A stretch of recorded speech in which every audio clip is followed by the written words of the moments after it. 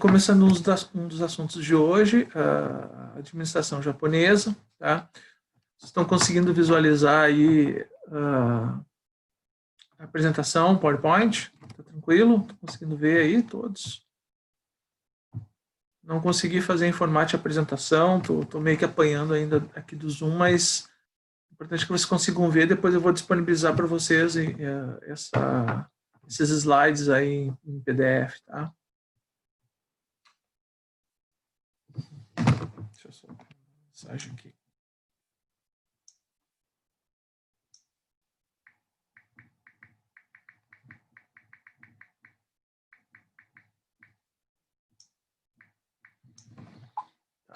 Então, a administração japonesa está relacionada com a questão da gestão da qualidade. Tá? Sempre quando a gente fala da qualidade na gestão, né, tem sempre isso de estar relacionado a todo modus operandi, toda essa operação que os japoneses usam normalmente. Né? Então, uma análise disso nos propicia entender melhor como é que funcionou essa questão da gestão japonesa.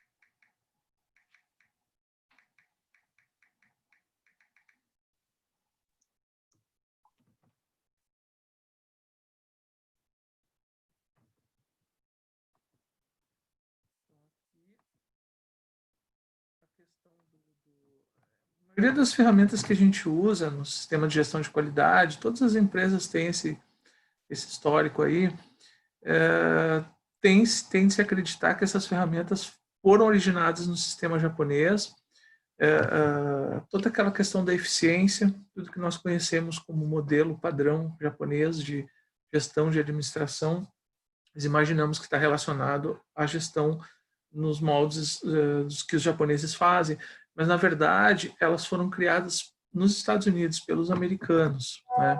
Ela nasceu num processo fabril, a administração japonesa, e focando minimizar os desperdícios e promover melhorias contínuas. Agora tá melhor. Vamos começar de novo. Vocês não reparem que às vezes eu tomo um pau aí dessa parte mais tecnológica aí, mas a gente vai se virando aqui.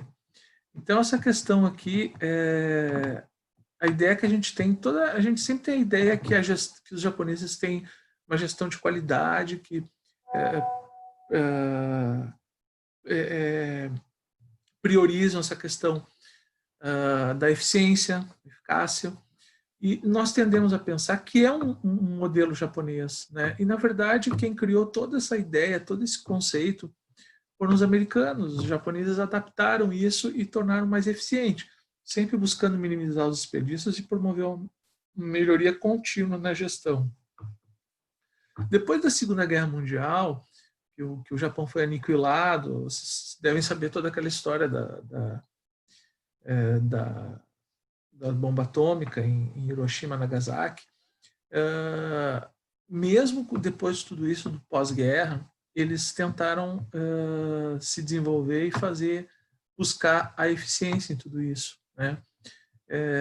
Eles procuraram entender e copiar os conceitos americanos, né? E utilizando as ferramentas de análise e solução de problemas que foram inventadas pelos americanos, só que eles tornaram mais eficientes essas ferramentas aí, e no modo deles eles pegaram essas ideias, esses conceitos e transformaram e deixaram tornar as empresas que eram geridas por eles mais eficientes. Mas não são modelos japoneses, são modelos americanos que eles adaptaram inicialmente. Por meio disso, o Japão, então, utilizou a tecnologia, o conhecimento e aplicaram nos produtos para alcançar um diferencial competitivo no mercado internacional. Quer dizer, eles, usando fórmulas que já existiam, conceitos antigos, inventados pelos americanos, se desenvolveram e criaram todas essas ferramentas aí de gestão que todo mundo apropriou aos japoneses, mas, na verdade, eles apenas pegaram os conceitos dos americanos e adaptaram e tornaram mais eficiente.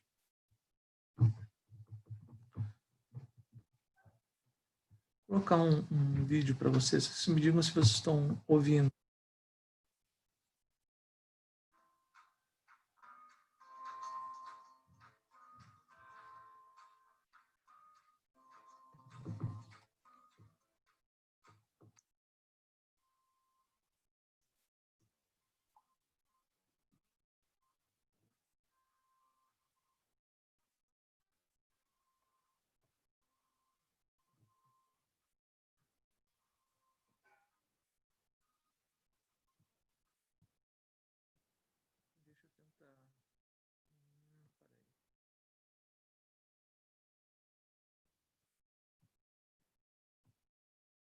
Acho que vai.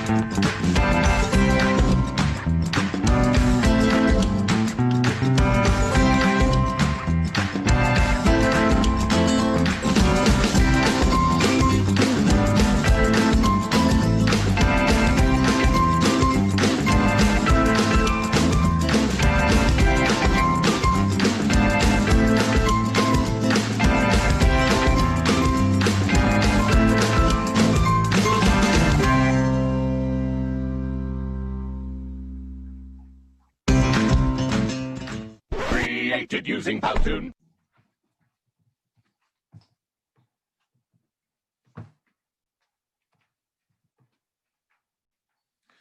Então, o modelo de gestão japonês, que é mais estudado atualmente, é baseado nesses itens. O MUDA, que é uma busca de eliminação total de qualquer tipo de desperdício. O Kaizen, que a gente vai ver depois, a busca do melhoramento contínuo. Just in Time, nós vamos ver depois, que é uma sincronização do fluxo de produção. E o Kanban, nós vamos ver depois, todos esses conceitos, todos esses termos, que é um sistema de informação visual, né? Então, todos esses conceitos são importantes para entender todo as ferramentas, todo o ferramental da administração, da gestão japonesa. Ela é considerada um modelo de gestão empresarial com foco grande no envolvimento e participação dos funcionários de todos os níveis da organização, desenvolvendo os mesmos, todos esses níveis, para alinhar a estratégia do negócio. Características importantes, né, que nós podemos considerar é a importância ao trabalho em equipe sem distinção. Quer dizer, a gestão japonesa, ela enxerga que toda a organização é uma grande equipe e não tem que haver uma distinção. Claro, existe uma hierarquia, mas tu não pode distinguir esses membros da equipe. E tanto que a tomada de decisão participativa, ela envolve todos os níveis da organização com base num consenso. Tem que haver reuniões e todos têm que chegar num consenso nessa questão da tomada de decisão.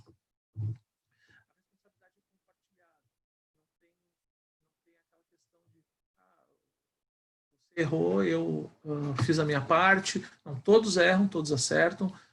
E, sobretudo, na questão dos erros, é compartilhada essa responsabilidade. A busca pela qualidade total e produtividade é outro item muito importante da gestão japonesa, da administração japonesa.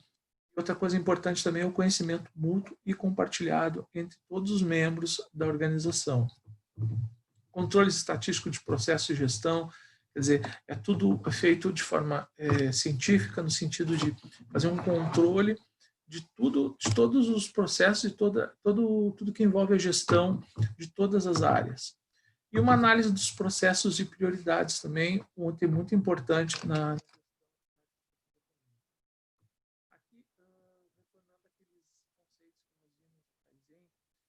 busca pela melhoria contínua através do Kaizen, é representado um conceito de melhoria contínua, visando a satisfação da empresa, do cliente, interno e externo, e do capital. E também envolve a cooperação, harmonia e lealdade como valor na organização. O Kaizen. Esse termo é muito usado na gestão. Em japonês, o Kaizen quer dizer mudança para melhor, que se refere a uma filosofia ou então uma prática em que incide sobre melhoria contínua de processo. Todos os processos têm que ser melhorados e adotando o Kaizen, se busca essa melhoria que é contínua nesses processos. Quando ele é usado no sentido de negócio e aplicado ao local de trabalho, o Kaizen se refere às atividades que melhoram continuamente todas as funções, envolve todos os funcionários, desde o presidente até os trabalhadores na linha de montagem, contempla toda a organização.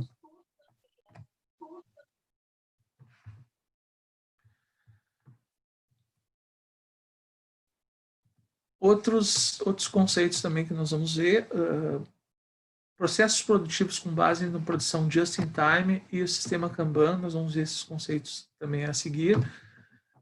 Círculos de controle de qualidade, multifuncionalidade e job rotation, que é a rotatividade de funções. Just in time, isso aí muitos já ouviram falar no just in time. O just in time nada mais é que fazer algo na hora exata, né? É um sistema de administração da produção e determina tudo que tem que ser produzido, transportado, comprado, tudo no momento exato, na hora exata. Pode ser aplicado em qualquer organização com a finalidade de reduzir estoque e custos decorrentes destes. Tá? Com esse sistema, o produto ou a matéria-prima chega no local de utilização somente no momento exato em que for necessário. Os produtos só vão ser fabricados ou entregues a tempo de serem vendidos ou montados. Isso torna a gestão mais ágil, né? O Kanban, que foi outro termo ali que a gente visualizou, quer dizer o seguinte, é tipo um cartão de sinalização que controla os fluxos de produção ou transporte de uma indústria, para medir a eficiência. O cartão ele pode ser trocado por outro sistema também, uma sinalização, luzes, locais vazios demarcados, para testar a eficiência, no sentido de o que tu expõe, o que tu tem a fazer, o que tu está fazendo e o que já foi feito. Então, é um controle de toda a operação, toda a operacionalidade para tornar mais eficiente a gestão. Né? Como vocês podem ver no desenho ali está visualizado uma espécie de mural em que tu coloca as atividades que tu tem a fazer, o que tu já está fazendo e o que precisa ser feito. Esse é o Kanban, que é uma forma de controlar os fluxos de produção, então, os transportes de uma indústria, de uma organização. Outro item importante da gestão japonesa é a fábrica bonita, em condições organizada, limpa. Isso é muito importante, os japoneses prezam muito isso. Outro item importante também é a questão dos programas de organização que proporcionam qualidade de vida no trabalho, né? Os chamados 5S, escritório coletivo, mesa, armário sem gavetas, quer dizer, o estar trabalhando não precisa estar distanciado da questão da qualidade de vida. Né? Tu não precisa ser um chamado termo workaholic, tu pode tornar a tua estada no trabalho agradável. E essa é uma das ideias da gestão japonesa.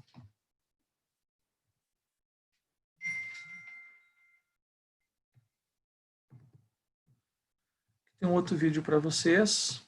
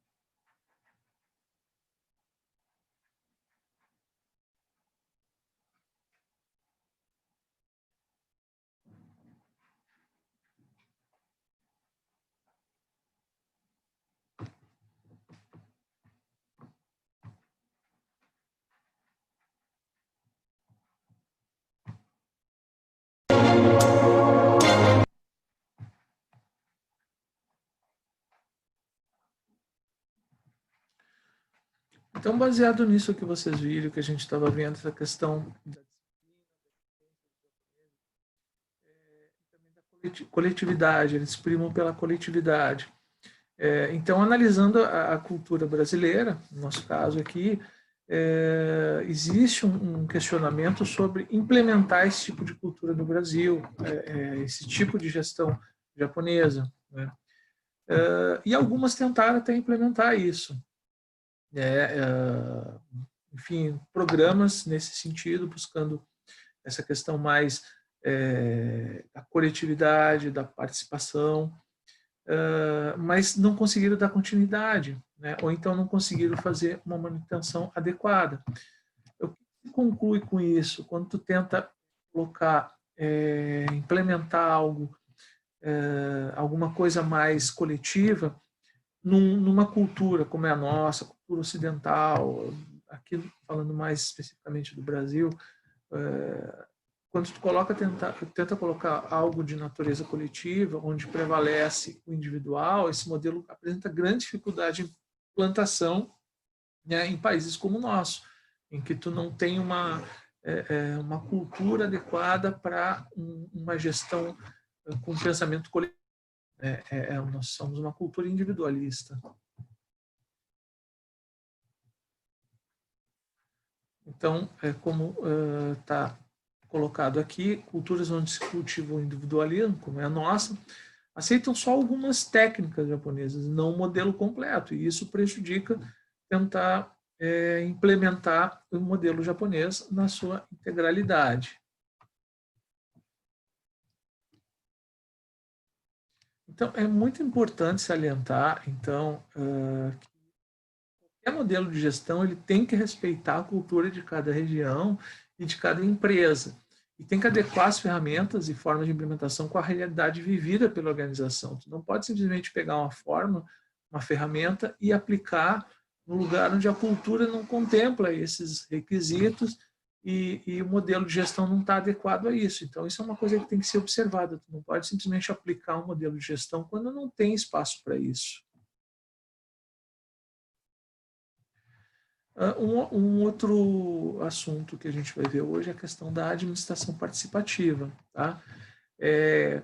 Como o nome está dizendo, ela engloba a participação dos funcionários, né, nas decisões da empresa, e é algo que a gente visualiza com algumas ressalvas ainda, né, em algumas organizações. A administração participativa, embora ela não pareça, ela já foi evidenciada há muito tempo atrás. Ela parece uma coisa moderna, mas não é. Na verdade, na Grécia já havia isso. Lembrando que a Grécia inventou a democracia, né? Então, já havia algo nesse sentido de administração participativa. E hoje em dia é vendido como uma coisa moderna, e na verdade não é. O mais importante disso é salientar que qualquer modelo de gestão tem que respeitar a cultura de cada região, né, reiterando aquilo que a gente falou ali, e da empresa. Não pode se pegar um modelo e aplicar, né, goela abaixo. Tem que adequar as ferramentas que tem aos modelos de gestão que estão na empresa que tu vai aplicar isso. Né? Tu tem que respeitar a cultura e respeitar os moldes da empresa. Esse modelo participativo aí tem um detalhe. Ele sugere que todos os funcionários têm que estar comprometidos com a organização e têm que expressar as opiniões de forma livre. Então, é necessário o desenvolvimento de uma consciência coletiva, um investimento em capacitação, tem que capacitar esse pessoal e desenvolver esse pessoal, essa equipe aí, para poder conseguir desenvolver um modelo participativo satisfatório, né? Porque ele envolve todos os funcionários, todos têm que estar comprometidos com essa ideia. As organizações que seguem o modelo participativo são chamadas de orgânicas. Um outro item, a complexidade e a velocidade constante em que as mudanças ocorrem, elas obrigam as empresas a se adequar. Elas têm que se adequar a toda essa modernidade, toda a complexidade, tudo que está hoje em dia contemplando, que as organizações estão contemplando.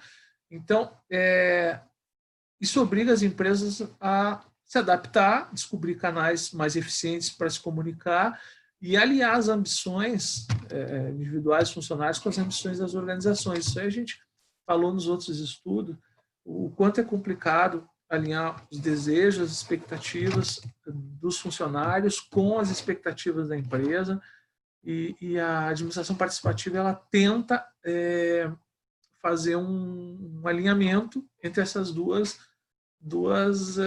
ambições, né? As ambições dos funcionários e as ambições da organização. A participação, um conceito interessante de participação, é que ela consiste, basicamente, em tu criar oportunidades para que as pessoas participem das decisões que vão afetar a organização. E aí inclui nesse modelo as práticas de participação dos funcionários nos lucros e resultados da empresa. Esse é um item muito importante.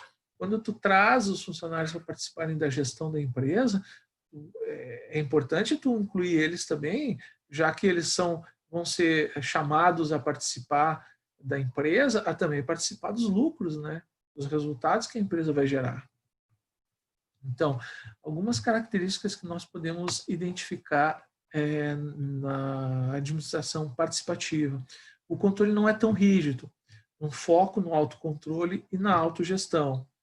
A informação não é filtrada, quer dizer, ela é repassada da forma que é recebida e não é filtrada, não é quando chega para alguém, para um gestor, ele não vai tirar elementos dessa informação, ele vai passar como ele recebe. Tem que haver uma definição de objetivos e metas também. Tem que haver um processo de liderança, né, baseado em confiança entre superiores e subordinados. Tem que ter uma confiança muito forte entre os gestores, os superiores e supordinados, para fins de caracterizar uma gestão participativa, uma administração participativa. Preocupação com a motivação dos funcionários. Tem que ter interesse no teu funcionário, saber o que motiva ele, quais são as expectativas dele, né? Tem que ter uma interação para fins de modo que as pessoas influenciem os objetivos da empresa. E pelo que é estudado, pelo que é identificado, a principal vantagem da administração participativa é que existe a oportunidade de expressão que os funcionários possuem dentro do modelo de gestão da organização. Então, quando existe uma oportunidade dos funcionários se expressarem, participarem, essa é o principal ponto da administração participativa, a possibilidade dos funcionários se expressarem a respeito da gestão e participarem efetivamente da gestão da organização. E aí eles participam, né, e se envolvem nos processos. Se tu tem carta branca para participar, se tu te envolve com a gestão, tu te envolve nos processos, tu analisa os resultados e critica os objetivos que são alcançados ou não. Então, havendo uma distribuição equitativa igual, né, de responsabilidade e dos resultados, isso constitui um clima bem favorável. Isso vai estimular o grau de integração com a cultura da organização. Então, as decisões tomadas com base em fatos e dados, isso acelera muito a condição de competitividade da empresa e vai estimular cada vez mais o trabalho participativo dos indivíduos, tanto os colaboradores quanto os gestores. Gestão empreendedora, tá? Uma outra linha de estudo da administração. Esse termo empreendedor, vocês já devem ter ouvido quando, por exemplo, um cara que monta uma carrocinha de cachorro-quente, ele é um cara empreendedor, quer dizer, teoricamente, ele não vai depender do emprego, né? Ele vai ser a mão de obra dele mesmo, ele vai ser o chefe dele mesmo, e isso vai possibilitar que ele tire o sustento dele dessa carrinho de cachorro-quente.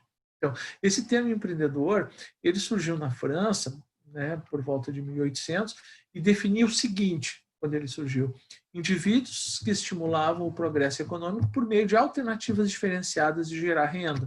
Então, eles encontraram formas de gerar renda fora daquela linha normal de ser contratado, trabalhar numa indústria, ou naquela época você trabalhava no campo, trabalhava para um senhor de terras, né? Mas, enfim, tu era subordinado a alguém, né? E recebia teu sustento disso. Então, o empreendedor, ele abriu uma possibilidade de tu poder trabalhar dentro das mais diversas atividades, e partindo desse princípio que tu, tendo uma ideia e uma forma de trabalho, tu poderia ter uma forma alternativa de renda. Tá? E dentro, a partir disso, alguns autores, né, de décadas diferentes, deram o seu conceito de empreendedor. Então, por exemplo, esse cara, o Schumpeter, para o Schumpeter, o empreendedor é um cara criativo e inovador. É um cara que faz algo diferente, né? No sentido de criar alguma coisa que não havia antes, portanto, ele é um cara criativo e inovador, faz alguma coisa que não foi pensada antes e acha isso como uma forma de renda para ele mesmo. Né? Isso na década de 50. O Drucker, ele entende que o cara empreendedor, a pessoa empreendedora, é um indivíduo que está disposto a assumir riscos para abrir um negócio. Eu não sei se algum de vocês já tentou abrir um negócio próprio. É muito fácil quando tu está numa empresa e tu recebe um salário fixo, mas não gosta do teu chefe, não gosta do teu trabalho, ou de acordar cedo, enfim. Tu sempre tende a pensar o seguinte: não, eu quero trabalhar, eu quero, não estou de saco cheio, não quero ser mandado, eu quero ter meu próprio meio de vida. Só que quando tu faz uma escolha dessas, tu está correndo vários riscos, né? Tu está deixando de trabalhar para aquele teu chefe chato, porque tu não suporta ele, ou porque tu não gosta de acordar cedo, ou porque aquilo que tu faz tu não te satisfaz mais, e tu vai tentar fazer alguma coisa, vender cachorro-quente, vender sorvete, ou pega um dinheiro, abre um restaurante, ou abre uma padaria, alguma coisa, tu vai assumir riscos para abrir esse negócio. Por quê?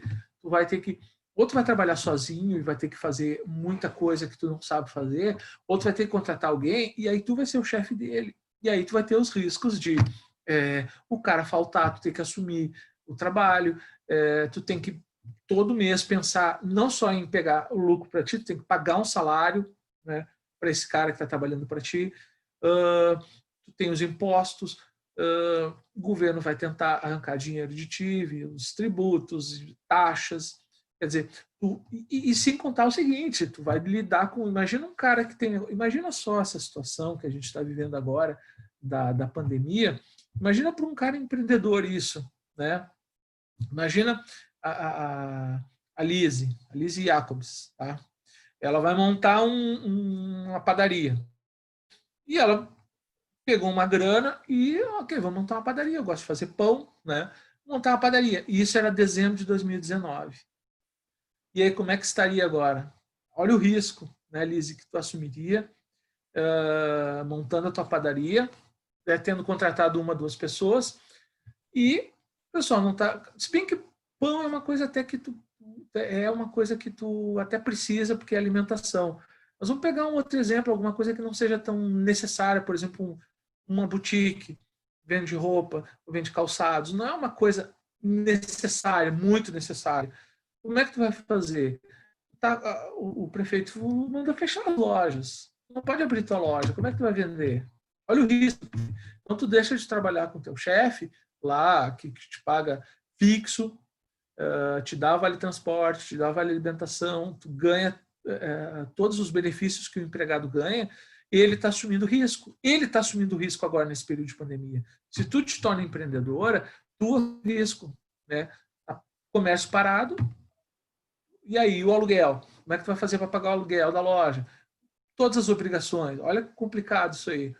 Então, para o Drucker, Peter Drucker, uma pessoa empreendedora é um cara que está disposto a assumir risco para abrir um negócio. Está ciente disso. Se ele quer fazer isso, não tem problema. Agora, é arriscado, é complicado. Né? Se ele está ciente disso, ok. Está dentro desse perfil do Drucker para um cara empreendedor. Na década de 80, o Pinchot, né, para ele, o Pinchot, uma pessoa empreendedora, um cara empreendedor, ele pode ter esse perfil dentro de uma organização. Né? Então, por exemplo, tá? Digamos que a Pamela ela não quer, gosta de onde ela está, onde ela trabalha, não tem talvez o perfil para montar um negócio, né? Pode ter aptidões, mas não quer montar um negócio, não quer assumir um risco, quer permanecer na empresa dela, mas vê dentro da empresa dela perspectivas de crescimento, de oportunidades. Ela se torna, então, ela passa a ter um perfil empreendedor dentro da empresa que ela está. Né? E é possível isso. O Pinchot identificou isso, uma pessoa empreendedor, um funcionário, ele pode ser empreendedor dentro da empresa onde ele está, encontrando oportunidades, caminhos, vendo caminhos que não foram vistos antes, né? Então, é possível ser empreendedor, não sair da empresa e montar um negócio, mas dentro da própria empresa, dando ideias, trazendo ideias de fora, tentando passar essas informações, tentando crescer dentro da empresa. Então, para o Pinchot, é possível ser empreendedor dentro de uma organização. Então, as empresas, hoje em dia, e desde sempre, né, estão diante de um grande desafio. Elas têm que tentar alinhar os objetivos pessoais aos objetivos organizacionais. Muito daquilo que a gente vê do alinhar os objetivos dos funcionários com os objetivos da organização, né? E esse desafio está fazendo cada vez mais que os funcionários trabalhem como se estivesse ele mesmo administrando o negócio da empresa. Está aí a questão do empreendedor dentro da empresa, né? Se houvesse alinhamento dos objetivos dos funcionários, tá, com os objetivos da organização, tu acaba tendo um perfil empreendedor dentro da empresa. Então, a partir disso que a gente viu, desses conceitos que foram elencados, o que nós podemos dizer? Que uma característica marcante desse perfil de funcionário empreendedor é aquele cara que possui capacidade de identificar oportunidades. Então, por Pinchot, é possível ser empreendedor dentro da empresa, né? Contanto que ele seja um cara que ele tenha a capacidade de identificar oportunidades dentro da empresa, dentro da organização que ele está trabalhando. A característica, ele precisa ter também uma característica de ser capaz de conviver com os riscos e incertezas envolvidos nas decisões. Questão do Drucker. Vai conviver com risco, incerteza. Sendo empreendedor tanto fora quanto dentro da empresa, se tu tem perfil empreendedor, tu tem que saber lidar com risco. Isso é uma coisa cada vez mais identificada ao empreendedor, a questão do risco. E ele tem que ser capaz de inovar, né? Então, esses alinhamentos são básicos, né? Ele tem que identificar oportunidades, tanto dentro da empresa quanto fora, saber conviver com o risco e inovar. Então, práticas coerentes com a estrutura organizacional em termos de recursos humanos, remuneração, incentivo e recompensa, que estimulem a busca de inovações, têm que ser requisitos mínimos que devem ser fornecidos para a empresa para oferecer para os funcionários a oportunidade que eles sejam empreendedores. Um item importante também que a gente vai ver, passando essa questão do empreendedorismo, é a gestão pela qualidade. A gente sempre escuta essa questão do, não, a minha empresa prima pela qualidade. O que é isso? O que é essa gestão pela qualidade? Tem um termo muito usado lá fora, que a gente sempre escuta na administração, na parte da gestão, que é o TQM, Total Quality Management, que é a gestão da qualidade total, a empresa buscar a qualidade na gestão, né? E aí, nisso, os funcionários assumem a responsabilidade de ajudar a organização, os gestores, a alcançar os objetivos estratégicos.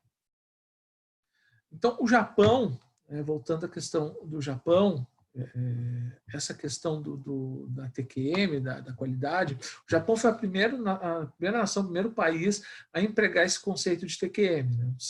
Usando no sistema Toyota de produção, uma busca pela qualidade. Tem que ter qualidade, tem que ser eficiente, mas tem que ter qualidade. Porque não adianta tu ser eficiente, rápido, enfim, e tu não produzir um trabalho de qualidade e não ter uma qualidade na organização. Então, o TQM é tu buscar a qualidade na tua gestão. Qualquer empresa, não interessa se ela é privada, pública, de qualquer porte, qualquer tamanho, se é prestadora de serviço, fabricante, não interessa. Ela tem condições de conscientizar os funcionários para implementar programas de qualidade. Então, a busca da qualidade e do reconhecimento, ela basicamente essa qualidade e reconhecimento, ela tornou a certificação do sistema de gerenciamento de qualidade não mais um diferencial para as empresas, mas indispensável, porque garante para as empresas aumentar a satisfação e a confiança dos clientes, aumentar a produtividade, reduzir custos, melhorar a imagem da empresa, melhorar o processo, etc. Então, a busca pela qualidade passa por uma boa certificação. E a gente vai ver mais adiante o que essa certificação, vocês já devem ter ouvido falar na ISO, é uma certificação que as empresas gostam de dizer que elas têm qualidade porque foi certificada, uma certificação externa, né? Outro vídeo aqui para vocês, a gente vê mais essa questão da certificação.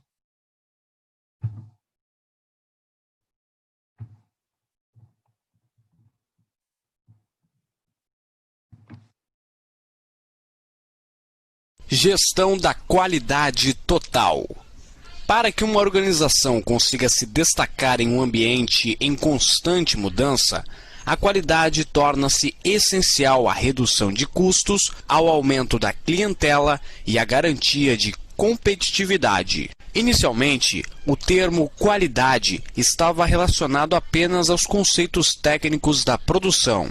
O conceito evoluiu para a visão de satisfação do cliente. Descobriu-se então que, com o aumento da qualidade, as empresas poderiam ter uma credibilidade maior frente ao mercado. Qualidade total é uma técnica de administração multidisciplinar formada por um conjunto de programas, ferramentas e métodos aplicados no controle do processo de produção das empresas para obter bens e serviços pelo menor custo e melhor qualidade. Esse termo abrangente fornece ao leitor uma sensação de totalidade, estando relacionada à ética, moral, qualidade intrínseca, atendimento e segurança. Além de satisfazer os consumidores, a qualidade total procura satisfazer os stakeholders, que são entidades importantes para os interesses da empresa, e também busca a excelência na organização. O surgimento deu-se no período do Fordismo e, no Japão, o Toyotismo aplicou a nova técnica organizacional, conseguindo estabilizar a economia no pós-guerra.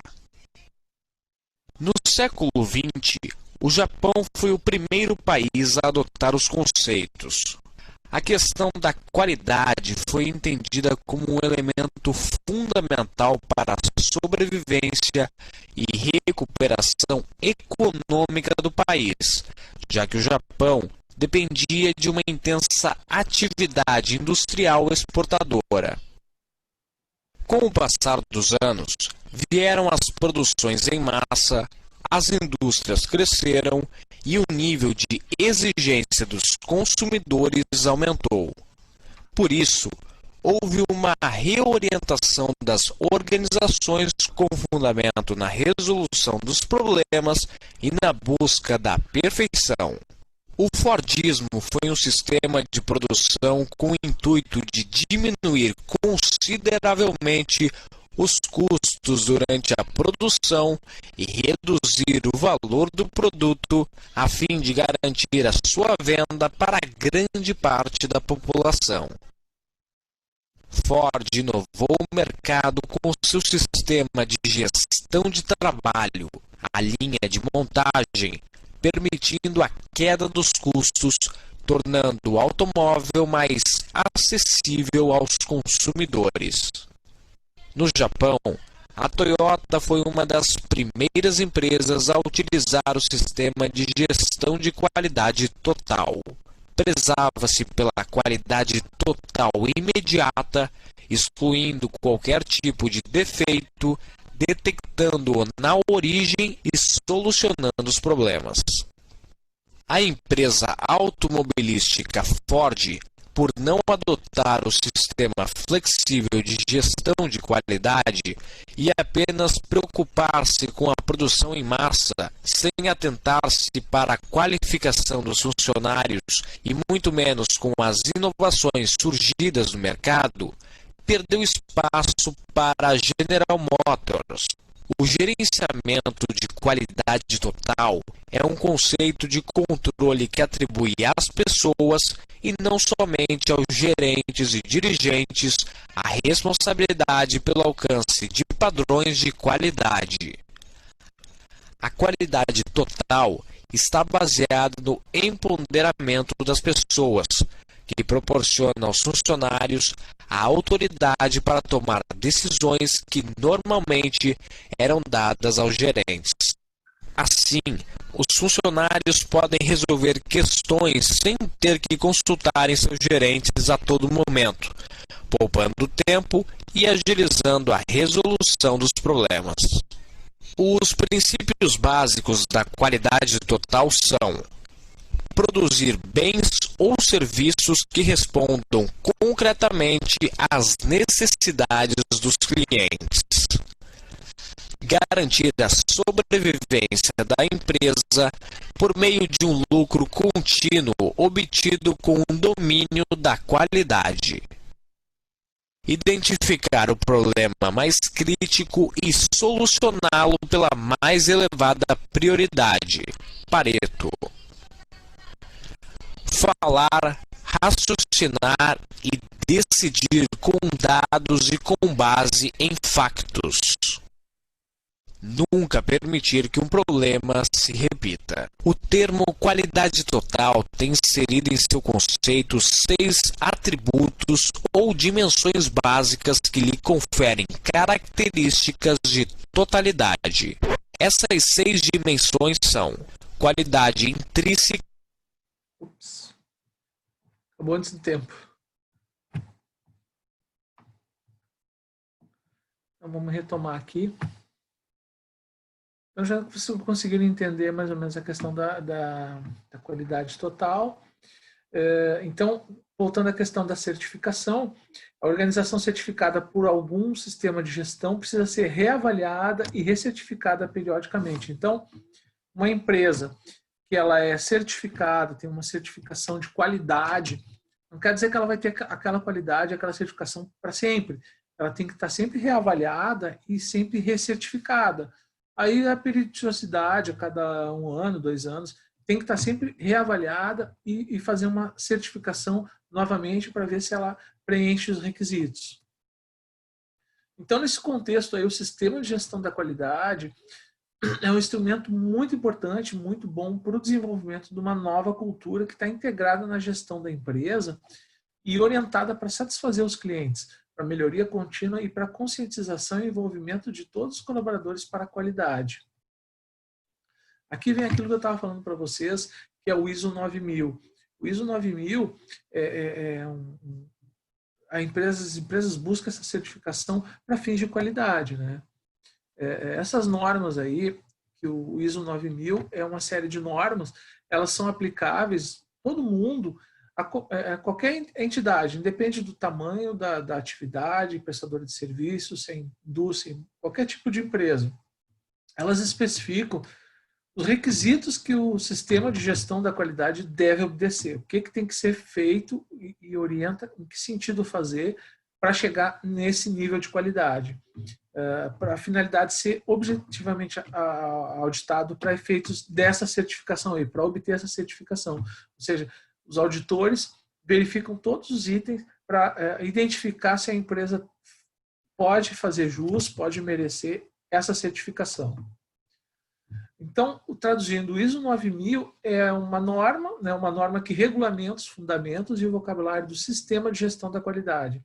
Ela mostra para a organização qual é o objetivo dessa organização, os termos que têm que ser aplicados e as vantagens para uma gestão de qualidade. Então, o ISO 9000 vai nortear, vai regulamentar o que a empresa tem que fazer, ela vai fundamentar o sistema de gestão de qualidade. O que ela tem que fazer para ter uma gestão de qualidade? Para poder comprovar, entrar nesse requisito de uma empresa que tenha qualidade, uma empresa tem que comprovar um diferencial no desempenho, né, porque a avaliação é efetuada pelos auditores externos, os auditores externos vão na empresa e identificam se ela cumpre os requisitos, o que deveria fazer, enfim. Né. Verifica também se a empresa contribui para garantir a conformidade do produto, serviço, a implementação do sistema de gestão de qualidade adequado. Então, os auditores externos, para certificar a empresa que ela tem qualidade, vão ter que verificar se ela está conforme o que é exigido, né? O que eles exigem de uma empresa que seja contemplada com ISO 9000. Isso repercute positivamente na melhoria da imagem, né, pública e posição de mercado. A empresa vai dizer para todo mundo que ela possui o certificado ISO 9000. Se ela fala que tem o ISO 9000, todas as pessoas do mercado, as pessoas, todos vão identificar que ela tem um nível de qualidade, porque os auditores externos que estiveram na empresa identificaram que ela tem qualidade, então ela é carimbada com o ISO 9000. O item também importante nas empresas, que estão sendo cada vez mais debatido, é a questão da reengenharia. Reengenharia, na verdade, lá pela década de 90, meados dos anos 90, dois caras, o Hammer e o Champ, eles trouxeram a ideia de um sistema administrativo que iria ajudar as organizações a se manterem competitivas no mercado e alcançarem as metas através de uma reformulação do modo de administrar o negócio. A engenharia é uma nova forma de reconduzir, de gerir o negócio. Vai reformular algumas coisas para poder poder atingir os objetivos que a tua empresa se propõe a fazer, né? Então, a reengenharia, de certa forma, é uma nova forma de administrar, né? O que ela se propõe? Basicamente, a reengenharia ela se propõe a redesenhar os processos, quer dizer, tu tem os processos na empresa e eles vão ser redesenhados, rediscutidos, reformulados, esses processos para aumentar a eficiência e eficácia da empresa. Então, a reengenharia, se ela for implementada na empresa, qual é o propósito? Se existem já processos já dentro da empresa, modos de operar, operacionalizar, tu vai redesenhar isso, tu vai propor novos caminhos, novos processos. Essa é a ideia da reengenharia. Então, esses processos aí que estão sendo redesenhados, eles proporcionariam, em tese, um retorno para as organizações, reduzindo custos, tempo e alavancando a qualidade dos produtos e serviços. Então, ninguém vai fazer uma reengenharia, reformular processos, se não vai trazer qualidade para a empresa. Então, tu vai fazer uma reengenharia, se tu acha que é necessário fazer, porque tu está buscando mais eficiência, tu está buscando reduzir custos, reduzir o tempo gasto para fazer as coisas e alavancando a qualidade dos produtos e serviços. Então, não vai fazer uma reengenharia por fazer. Tem que ter um propósito para fazer uma reengenharia, porque isso vai afetar uma série de processos. Só que tem um detalhe na reengenharia muito importante. O foco desse modelo, quando ele surgiu, e essa foi uma situação que identificaram, a ideia era reinventar, né? O foco do modelo era reinventar e não evoluir. Então, o que acontecia? Essa reengenharia acaba ocasionando alguns cortes, né? Então, se tu vai mudar um processo, por exemplo, se o Matheus ele é o gestor da empresa, ele quer fazer uma reengenharia, talvez ele entenda que para fazer uma reengenharia, modificar algum processo, ele tenha que demitir a Lise e a Pamela, por exemplo, né? E aí, isso começou a dar muitos problemas, porque tu pode fazer reengenharia sem ter que desligar pessoas. Tu pode alterar o processo sem ter que se desligar de pessoas, sem ter que demitir pessoas, sem ter que tirar pessoas de posições que já estão habituadas a trabalhar. Então, estava acontecendo muito problema com isso, corte de pessoal. Então, um conceito importante, a metodologia de implementação dos processos de engenharia era estruturado, né, basicamente em fases, né? Então, as principais fases desse processo de reengenharia é que deveria ser desenhado todos os processos da organização, quer dizer, tu tinha que fazer um planejamento, elaborar e desenhar cada processo que ia ser feito, né? Tu tinha que analisar esses processos mais importantes, os processos chaves, levantar tempos e movimento das pessoas na execução dessas tarefas. Então, tu tinha que fazer uma análise, tu tinha que fazer o desenho, né, projetar, analisar o andamento, né, fazer o levantamento do tempo, dos gastos, enfim, e redesenhar esses processos que tu analisou, definindo o responsável, quem é que ia tocar esses redesenhos, os envolvidos, os pontos fracos e os pontos fortes desse processo. Então, nessa fase de engenharia, é muito importante tu ter o desenhar, tu considera desenhar, tu projetar, tu elaborar, tu fazer um projeto, ter uma ideia de quais são os processos, primeira coisa. Fazer análise dos principais processos e tu verificar de que forma tu vai fazer a execução dessas tarefas. E redesenhar esses processos que tu escolheu, que tu analisou, e definindo quem é o responsável. Eu quero que seja o Matheus, que vai ser o responsável por fazer esse redesenho aí. Quem são os caras que vão ajudar ele? Quais são os pontos fracos dessa ideia, os pontos fortes? Então, tu tem que ter bem definido isso na reengenharia. Essa reengenharia, ela proporcionou mudanças muito importantes para a estrutura organizacional, para os valores organizacionais e para os sistemas de informação.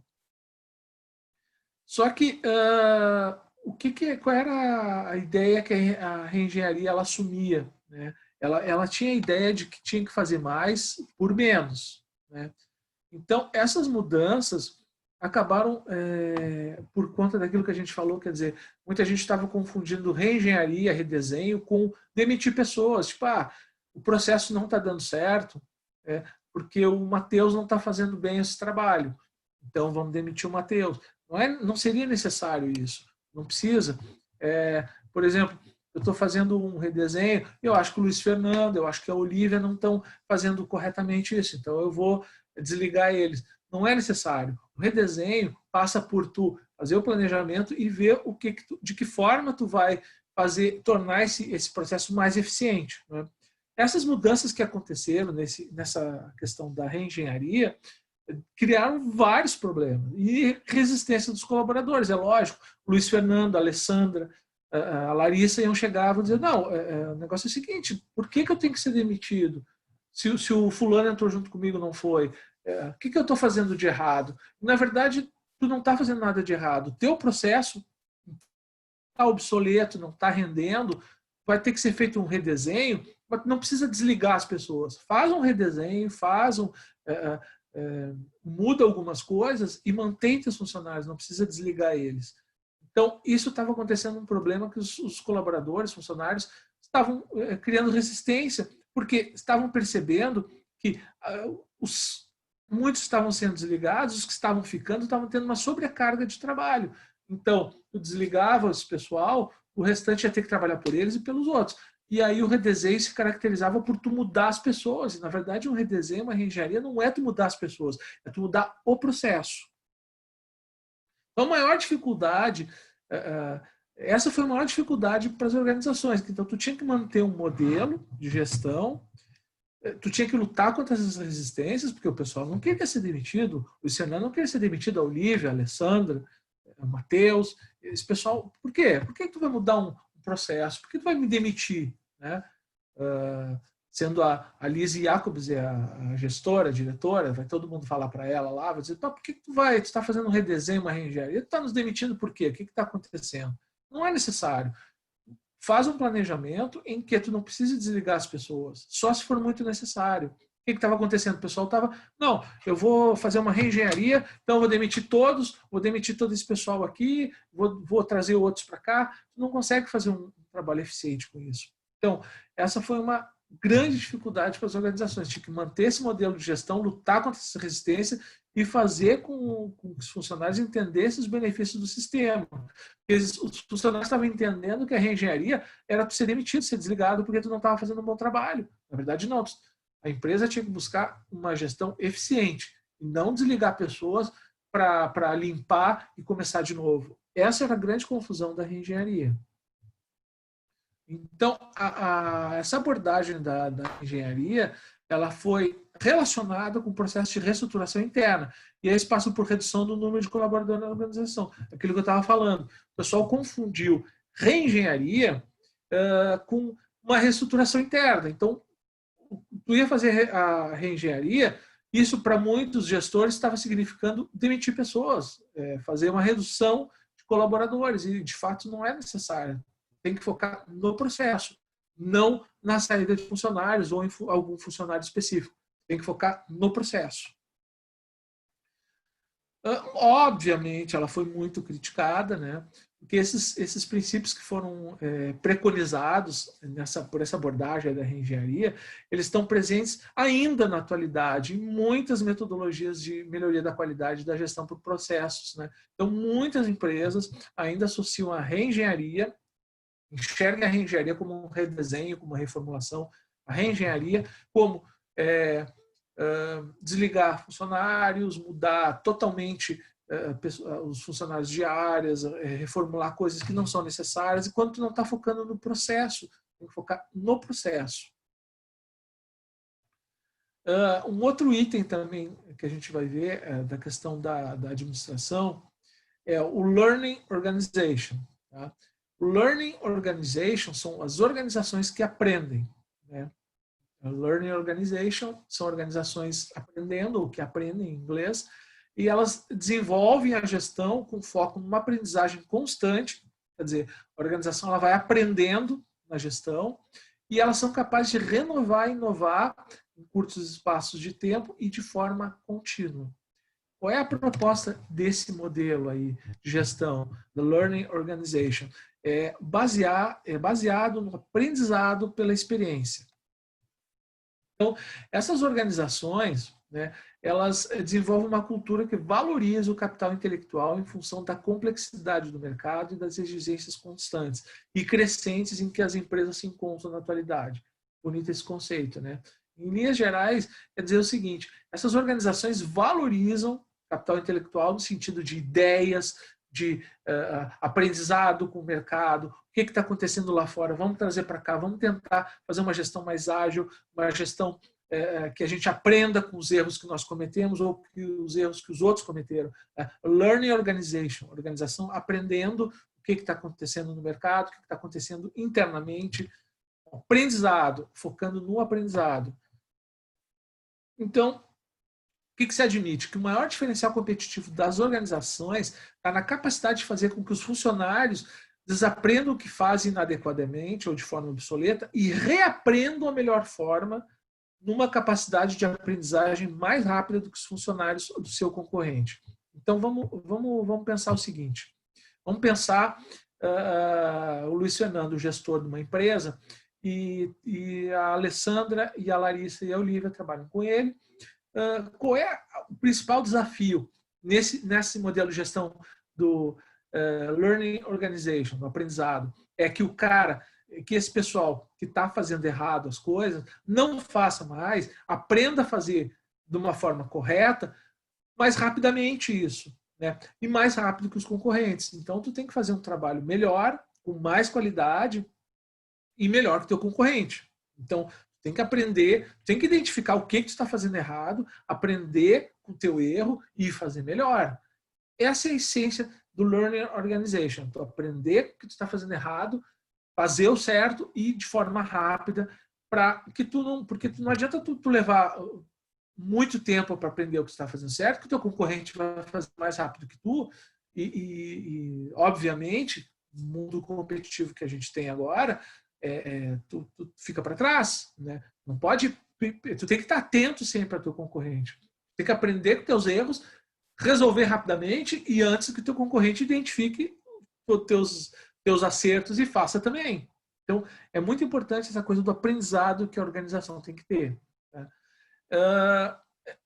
Alguns estudiosos não consideram o Learning Organization uma nova teoria, né? Eles não chegam a esse ponto de dizer que é uma teoria. Porque para eles a aprendizagem é abordada através de vários enfoques na área de administração. Então, dentro de várias áreas tem esse enfoque. Alguns já foram evidenciados em outras teorias, por exemplo, a questão da administração participativa, trabalho em equipe, liderança, cultura. Então, isso aí tem um pouco do Learning Organization, está um pouco dentro disso aí. Tá? Então, a questão das pressões, né, que são geradas pela conscientização e exigência dos clientes em busca de respostas mais ágeis. O cliente, ele quer. Tu tem que tratar bem teu cliente no sentido de dar respostas mais ágeis, tem que ser mais eficiente, mais flexível e buscar redução de custo. Isso está fazendo com que as empresas elas busquem a tecnologia como um recurso para aproximar as pessoas e tratar a comunicação de uma ponta à outra de forma padronizada. A gente vai chegar na questão das informações que são disponibilizadas, acessadas por todos em tempo real, e permite o compartilhamento das respostas e mais ágeis nas oportunidades ao mercado. Então, diante disso, surgiram universidades corporativas, que elas usavam novas tecnologias da informação e comunicação. E isso, quando elas eram mediadas via internet ou via satélite, oportunizavam o ensino à distância. Aí começou toda a ideia do e-learning, do aprendizado à distância, do ensino à distância, né? Então, aqui a gente vai pegar, por exemplo, um exemplo muito aqui chamado case. O que é um case? O case é uma situação empresarial, né?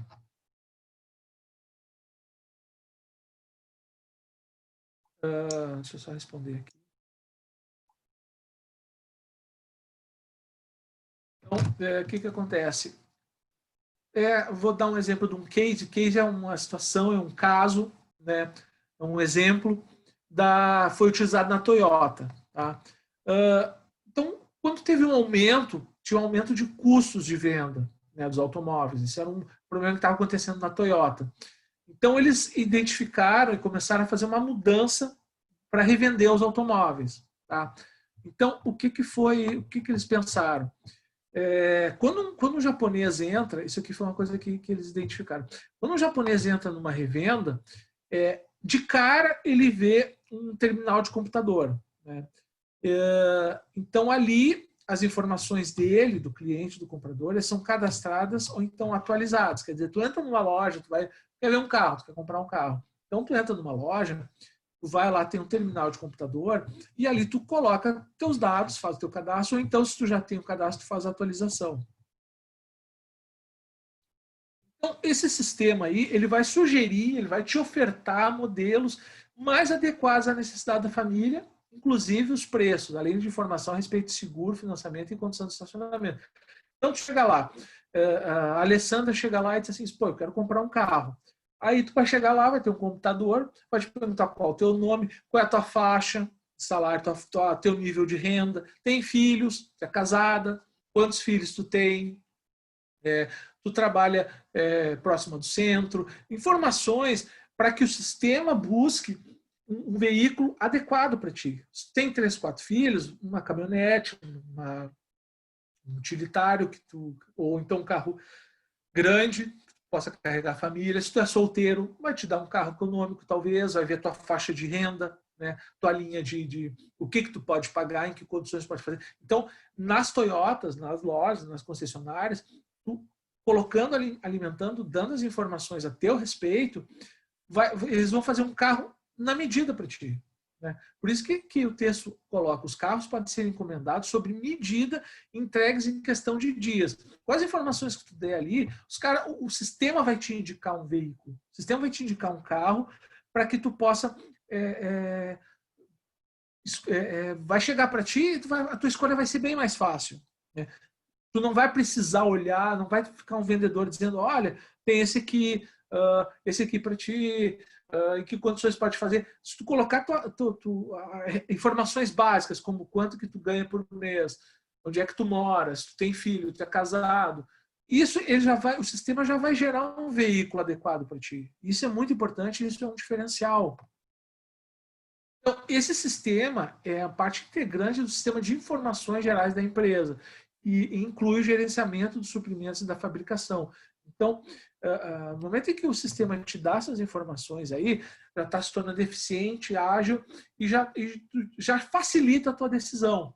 Então, esse é um case, né, da Toyota que foi identificado uma forma de beneficiar e agilizar a questão da disponibilização do veículo para o comprador, né, com as informações dele. Então, o que se chega? Qual é a conclusão que se chega? Que o consumidor, o fabricante e os fornecedores se comunicam online. Então, eles eliminam perdas no sistema, né? Tempo de espera, estoque, capital de giro, porque tu não precisa mais... Aquela questão, quem já comprou um carro numa concessionária sabe que às vezes tu vai lá, não tem o que tu quer. Ou então, não tem o modelo que tu quer, não tem exatamente o que tu quer. Tu vai na concessionária, tu faz aquele cadastro, eles te disponibilizam qual o carro ideal para ti, isso tudo de forma online, vai evitar a empresa manter estoque, quer dizer, fabricar carros que não vai vender, o tempo de espera, quer dizer, em alguns dias eles já preparam um carro para ti, e a questão do capital de giro. Então, a Toyota não é um caso isolado, já tem vários, em vários lugares, que já fazem esse tipo aí. No Brasil, até, alguns compradores conseguem encomendar pela internet, alguns veículos, escolhendo cor e tal, mas ainda não está satisfatório isso. Mas é uma forma de otimizar e gerencia teu tempo e torna isso uma forma muito eficaz de tu poder ter o carro na medida. Vai ter um carro sob medida para ti. Essa empresa, a Toyota, é uma empresa que está inserida no ambiente onde o governo, além de simples reconhecimento do poder da informação, ele está comprometido com a implantação de um projeto nacional de comunicações como alicerce para o desenvolvimento no século XXI. Tá? Inovou, buscou atender o cliente, eliminou os estoques, não fica aquele monte de carro nos estoques, tu faz um carro praticamente sob medida, né? Com todas as informações que tu passou por fabricante, para a concessionária. Conforme a gente vai aprendendo, a gente viu a questão, se você se lembra, desenvolvimento organizacional, ela é uma mudança planejada, que é orientada para maximizar resultados nas organizações e desenvolver pessoas para que tenham maior eficácia e eficiência nas atividades. As organizações que estão orientadas para o aprendizado, ou seja, as Learning Organizations, elas identificam essas necessidades de melhorias e preocupam-se de forma planejada em proporcionar um clima interno voltado ao aprendizado constante e melhorias contínuas. A busca pelo aprendizado, aprender com erro, melhorar. A empresa se torna mais eficiente no momento em que ela identifica o que ela está fazendo de errado, como ela pode melhorar, de que forma ela pode melhorar, como é que ela vai fazer isso. Então, as Learning Organizations, as organizações que aprendem, as organizações que buscam aprender, entender o que elas podem fazer de melhor, o que elas estão fazendo de errado para melhorar, elas vão proporcionar um clima interno melhor, né, porque ele está voltado para um aprendizado constante, e isso vai levar a uma melhoria da organização. Governança corporativa. Isso aqui é um outro item que muita gente já ouviu falar, mas pouco se sabe, não se fala muito a respeito. A governança corporativa é uma área de estudo, tem múltiplas abordagens, diversas abordagens, que se preocupa em integrar diversos atores que estão envolvidos, somando as forças e eliminando possíveis conflitos de interesses. Esse é um conceito. Quando a gente fala de governança corporativa, a gente está se referindo a uma espécie de governo das sociedades, um governo das empresas. Governa empresas. Esse governo é a gestão de todos os processos organizacionais, os processos da organização e dos demais componentes que integram essa gestão. Por exemplo, cultura, né?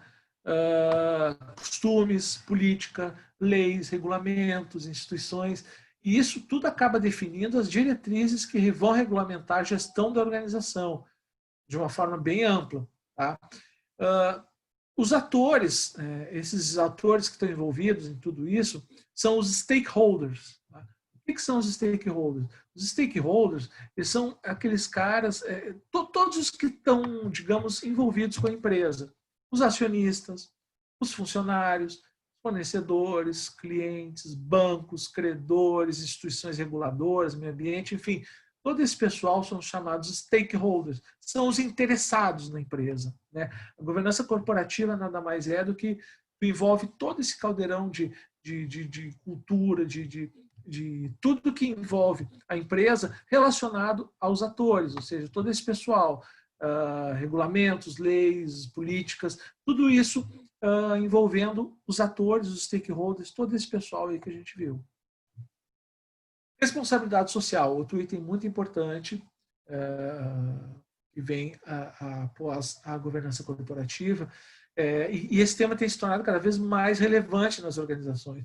Por meio da responsabilidade social, a empresa ela pode mudar toda a cultura e a imagem que pode ser construída de uma forma diferenciada no mercado. Em que muitas organizações, elas entendem que as ações sociais são a mesma coisa que ações de responsabilidade social. Na verdade, é preciso tu instituir algumas diretrizes, né, para a responsabilidade social. Não é simplesmente eu faço algumas ações de responsabilidade social, está tudo certo. Não, eu tenho que colocar, eu tenho que implementar algumas diretrizes. Entre elas, eu preciso construir relacionamentos éticos e transparentes com todos os públicos, né? Eu preciso ter um relacionamento ético com meus clientes, com os meus funcionários e de forma transparente. Isso caracteriza uma responsabilidade social na empresa. Eu preciso estabelecer meta compatível com o desenvolvimento sustentável, eu preciso preservar os recursos ambientais e culturais para gerações futuras, eu preciso respeitar a diversidade, quer dizer, uma empresa, as organizações hoje vão lidar com pessoas de várias raças e gêneros, enfim, vai lidar com pessoas de diversas cores, diversas crenças, e tu tem que respeitar a diversidade. Uma organização é feita de diversidade, né? Tu vai ter que lidar com isso. Isso é ter responsabilidade social. A empresa com responsabilidade social é saber lidar com a diversidade. A empresa tem que promover ações concretas e duradouras para eliminar e minimizar desigualdades sociais, contribuir com doações, participar de eventos em que possibilitem pessoas que não têm desigualdade social, que têm baixa renda, facilitar a entrada dessas pessoas no mercado, ajudar de alguma forma, isso é ter responsabilidade social. Essa visão de responsabilidade social, ela pressupõe a todas as organizações que instituam um processo amplo e de profunda mudança na cultura organizacional. Tá? E, em consequência disso, a imagem e a cultura que se constrói da empresa refletem, consequentemente, nos processos e produtos. Um dos maiores desafios dos administradores é envolver e conscientizar o pessoal interno com essa questão aí, para que eles se comprometam com esses modelos de gestão. Então, um outro desafio, né, para os gestores é alinhar as estratégias do negócio com as exigências do mercado, a questão do mercado com negócio.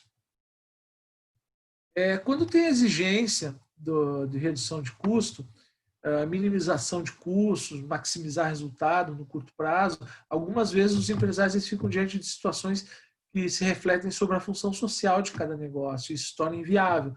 Então, é um desafio identificar e criar a função social de cada organização e o mundo em que as relações de poder e consumo devem ser repensadas.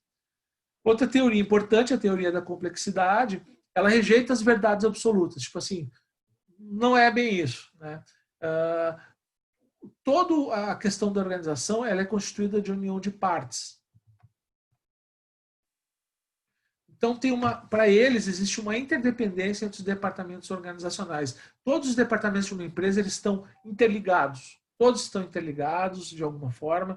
E se tem algum departamento ou setor que não vai bem, isso acarreta problema para toda a organização. Tá?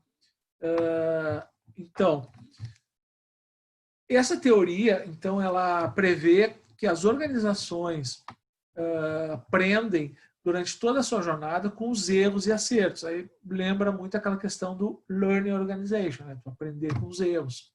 E os acertos, tornar eles mais evidentes. Dessa forma, então, a organização necessita de uma memória capaz de entregar o conhecimento necessário ao estabelecimento de estratégias que viabilizam uma vida saudável e um crescimento rentável.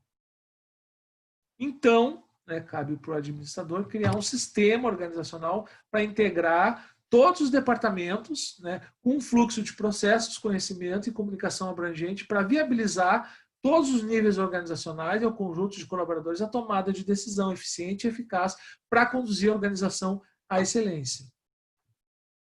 Então, repassando, fazendo uma reflexão do que a gente viu hoje, tá? A gente viu que fatores que causam impacto sobre as organizações podem ser aspectos culturais, pressões do governo, da sociedade, inserção na comunidade, evolução tecnológica, mercado de trabalho. Tudo isso causa impacto nas organizações. Esses fatores causam impacto nas organizações. Administração estratégica. O principal enfoque é identificar os valores, missão e visão das organizações, e aí traduzir isso para os objetivos da empresa. Administração japonesa. Ela nasceu num processo fábrico, como a gente viu, focando o foco deles total em minimizar desperdício e promover melhorias contínuas. O modelo de gestão japonês mais estudado é o sistema Toyota de produção. A administração participativa, ela sugere que todos os funcionários estejam comprometidos com a organização e expressando as suas opiniões de forma livre. Isso cria uma consciência coletiva, além do investimento em capacitações e desenvolvimento dos colaboradores. Gestão empreendedora, que a gente viu. Um grande desafio para a gestão empreendedora é alinhar os objetivos pessoais aos objetivos organizacionais, é fazer com que os funcionários trabalhem na empresa como se eles estivessem administrando o negócio. Tá? Ou seja, o cara é empreendedor dentro da empresa, não precisa sair da empresa para ser empreendedor. A gestão de qualidade total, que a gente viu o videozinho aquele, a TQM, né? Buscar a qualidade na gestão. É um programa de certificação, né? Por meio da implantação de uma sistemática de gerenciamento da qualidade de produtos e serviços. Atualmente, ela deixou de ser um diferencial nas empresas, passou a ser indispensável. Então, tempo atrás, tu tinha o ISO 9000, era diferente. Hoje em dia é indispensável, tu tem que ter. Tem que buscar qualidade, tem que ser certificada por auditores externos. Então, virou comum isso. Reengenharia, que a gente estava vendo, né? A proposta da engenharia é redesenhar os processos organizacionais, aumentando a eficiência e eficácia. Eu vou redesenhar os processos, eu não vou redesenhar meus funcionários, não vou mandar eles para a rua, eu vou redesenhar meus processos. E esses processos, depois que eu redesenhar, eles devem proporcionar um retorno para as organizações, reduzir custo, tempo, alavancar a qualidade dos produtos e serviços. Então, a reengenharia é tu redesenhar os processos. As Learning Organizations, né? Aquelas organizações que a gente viu que aprendem, elas desenvolvem a gestão com foco em aprendizagem constante. Errei, vi o que eu errei, aprendi com o erro, vou fazer certo. Antes, obviamente, que os meus concorrentes, mas eu preciso renovar, inovar rapidamente, de forma contínua, e valorizar o capital intelectual, o aprendizado. Eu tenho que aprender com meus erros, melhorar e fazer isso de forma compatível com o mercado. Eu não posso levar muito tempo para aprender com os erros para ficar atrás do meu concorrente. Governança corporativa, o chamado governo da sociedade, né? O governo das empresas. Né? Esse governo, entre aspas, na verdade, é a gestão de todos os processos organizacionais e os outros componentes que integram a gestão das organizações. Cultura, costume, política, lei, tudo isso, esse caldeirão. Responsabilidade social, que a gente viu, né? A visão de responsabilidade social supõe-se que é baseado em que todas as organizações que instituam um processo amplo de profunda mudança, né, pressupõem que as organizações elas instituam um processo amplo e de profunda mudança na cultura organizacional. Gestão ambiental, por muitas empresas, ela é utilizada como uma estratégia de diferenciação do mercado. O maior objetivo de uma gestão ambiental é mobilizar recursos para adequar a gestão à promoção de um meio ambiente ecologicamente equilibrado. Ele busca a melhoria constante dos produtos, serviços e ambiente. Gestão da inovação. É um processo estruturado, contínuo, que possibilita que as organizações atendam às tendências tecnológicas e sociais. Essa inovação ela está necessariamente ligada à capacidade de empreender, de desenvolver economicamente, produtivamente e alavancar o desempenho organizacional. Uma rede social, que nós conhecemos, rede social, é uma forma de representar os relacionamentos afetivos ou profissionais dos seres entre si. Ela é responsável, todo mundo usa a rede social, por compartilhar ideias entre pessoas que possuem interesses e objetivos em comum e também valores a serem compartilhados. Então, a rede social é muito importante para a questão administrativa e de gestão. Bom, eu vou disponibilizar para vocês no grupo uma tarefa Vou colocar no grupo do WhatsApp. Eu vou avisar o pessoal aqui, porque alguns não estão acompanhando a aula.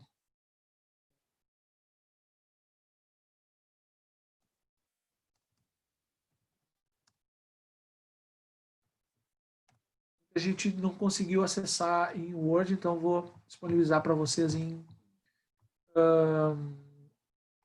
PDF.